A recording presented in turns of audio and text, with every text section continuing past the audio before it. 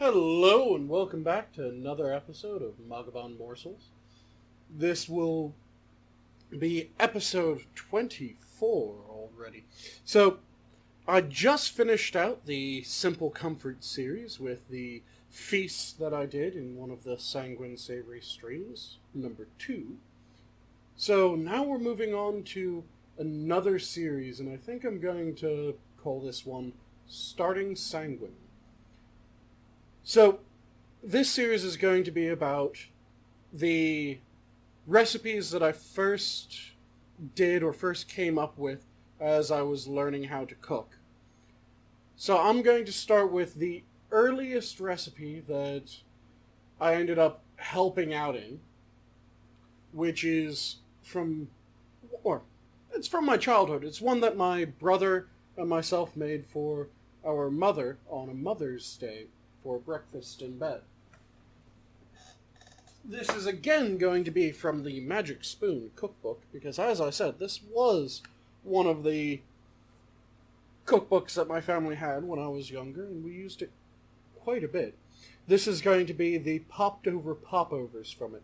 I'm just going to be making a half recipe of this, but I'll give you the measurements for a full recipe rather than just the half that I'm going to make. So, in this bowl, I already have my salt. So I have probably a little bit more than 1/8 of a teaspoon of salt in there. The recipe calls for 1/4 of a teaspoon of salt. To that, I'm going to add half a cup of flour, or as the recipe wants you to use, a full cup of flour. Milk. The recipe says a full cup of milk, so I'm using a half cup since I'm doing a half measure of this. Let me move that out of my way. Recipe calls for 2 eggs. I'm going to just be using 1. So let me get my 1 egg in there. There we go. Beautiful.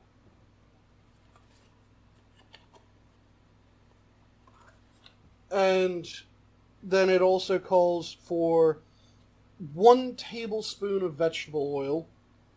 Since I'm downsizing, I'm going to be changing that up slightly. And I'm not going to use vegetable oil as the cookbook calls for. I'm instead going to end up using olive oil. You can use vegetable oil, you can use olive oil. Vegetable oil is a bit more neutral tasting, but I've done another popover recipe that uses olive oil, and I rather liked the flavor of that, so I'm going to adapt this one a little bit. And that's all that goes into the batter for the popovers that we're going to be making. So now I just need to whisk that together and get it into a nice, smooth consistency. So, in the last episode, we did Dutch babies. And some of you might have never had Dutch babies before. Dutch babies are those beautiful puffed pancakes that we make. Well, a popover is kind of similar to a Dutch baby in many ways. And you'll notice that this batter is almost identical to the Dutch baby batter. But a popover is slightly different. A popover is kind of like if a muffin and a Dutch baby had a bastard child. You'd end up with a popover. Because they're light and fluffy and delicious, just like the Dutch baby was. But rather than being this great big pancake, it's instead these really puffy, muffiny things, which are delicious. So, it looks like I got the chunks out of this. Let me just quickly double check. And yep, it looks like that's a nice, smooth batter now. So, this recipe from the book says that it can make 6 large popovers, or about 9 medium popovers. I'm going to be using a large muffin or large cupcake pan. So one of the things that you want to do is, if you aren't going to be using all of the cups in your pan, you want to fill them about 3/4 plus or minus. A little bit more is not bad. Just make sure that it doesn't go above the lip even when it starts to boil off. But you want it most of the way full in each of the cups, because that way you won't end up scorching your pan. And then the batter will get poured into these, and you don't want to fill any of the cups too much. I'd say fill them about halfway. About 3/4 to half, or not 3/4, 1/3 to halfway is where you really want it to be, because that'll give it plenty of room to expand and give you enough of a popover to enjoy.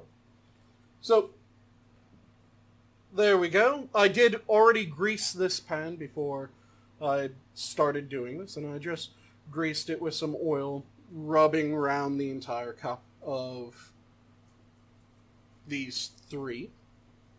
So now this is going to go into a 420 degree oven. Oh, sorry, 25 degree oven. And that's going to bake away in there for about 15 minutes. Then you're going to turn down the heat to 350 degrees. And you're going to cook that for about 20 minutes. One of the most important things is resist the urge to open the oven. You want to keep the oven closed.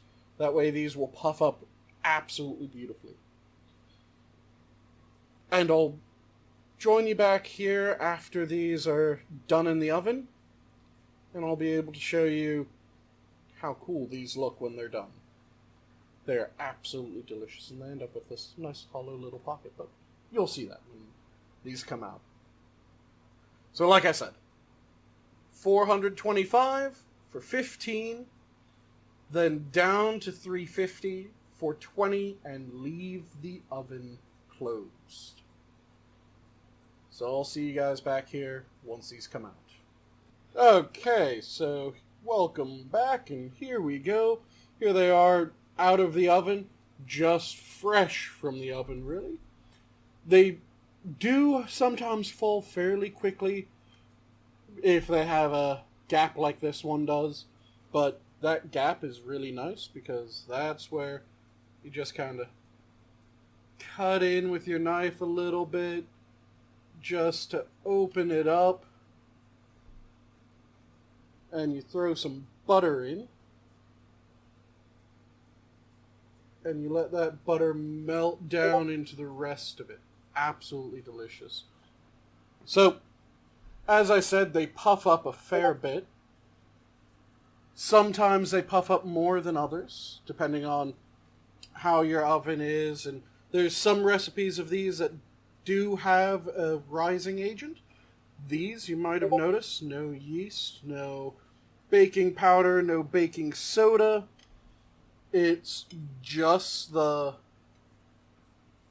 heat and the air that gets trapped in them and fills them up. So I just cut the bottom of this one. They're mostly hollow, so that butter is now just floating around in the bottom. They end up getting inflated kind of like a balloon as they cook. So I have one that I filled from the top, one that I filled from the bottom, and I'll fill this one from the side. And you can stick whatever you want in them. You can do butter like I am. You can do jam or jelly into them. You can make a savory version where you're stuffing like bacon and sausage and egg in here. Just have fun with them. Try different things, try different flavor combinations. These are absolutely delicious. So, I'll start tearing open this one so you guys can see what they look like on the inside. As I said, they're mostly hollow. So, tear into that. Pour some of the butter from the top into this. And let's have our taste of this, shall we?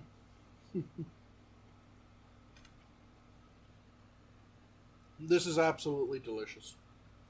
And because these are very similar to the Dutch Baby, you can finish them up much like you did the Dutch Baby.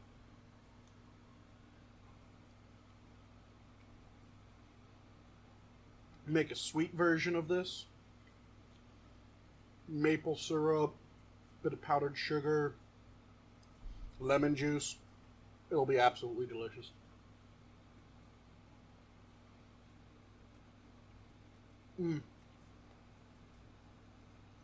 And this does have a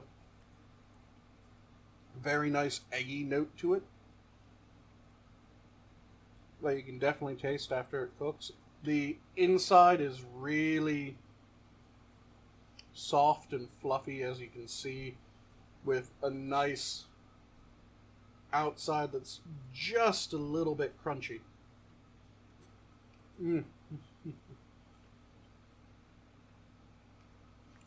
But not something that you have to worry about getting too crunchy, really. So you get a little bit of texture, but this isn't something that's gonna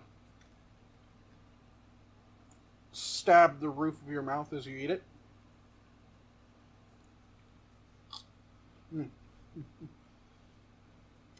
And again, just like Dutch Babies, all the ingredients for these are really cheap. So these are fantastic to make for a family and just make it so that everyone gets their own couple popovers. They can fill them however they want. Just have a bunch of different options. Jams, jellies, just butter. Have just a really easy breakfast, especially on like a holiday or something like that. Oh, really quick and easy to make.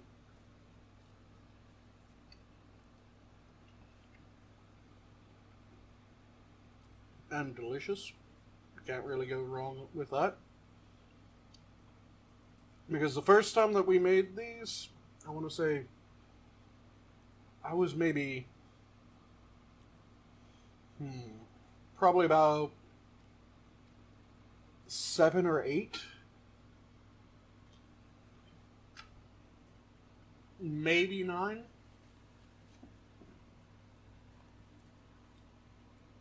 Let me see if this has when, just looking at the cookbook, seeing when it came out, if it mentions that. I'm not seeing a... Okay, so... Yeah, it was maybe 7 or 8. It came out in 1997. And my brother was the only one... Or, my sister was still around, so my brother and sister helped make these.